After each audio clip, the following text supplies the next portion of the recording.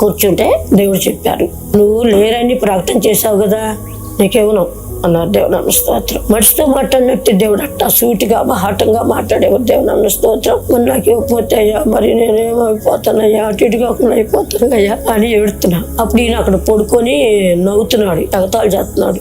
మంత్రాలు సంతకాలు రావుతాయా, ఇవన్నీ జోకులు మాటలు గాని, పిల్లలు ఇన్ని బాధలు పడితే లేదు గాని, ఎట్టా వస్తే యేసుప్రభు ఎక్కడ తెచ్చేతానికి కేకలు. ఆయన జోగ్గా మాట్లాడి నవ్వుతున్నాడు. ఒక్కే కేక బిక్కరంగా వేసాడు. కుమారుడా మంచం దిగుతావా అన్నారు. దేవుని స్తోత్రం.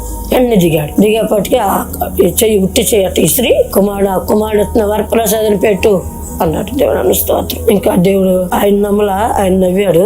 నాకు మటుకు భయం వచ్చిందగా అన్నాడు దేవుడు. ఒక లివర్ అనుకో ఇవ్వకపోతే అన్ని జనులు అందరూ ఎగతాలు చేస్తారు కదా అయ్యా, నేను అటు ఇటు కాకుండా చిక్కుపడ్డానయ్యా అని ఏడుతున్నా. మాకు గరిసి ఉండేదండి, ఒక 30 బస్తాలు ఒడ్డు గరిసిలో కోసి మెట్టేసేవాళ్ళు.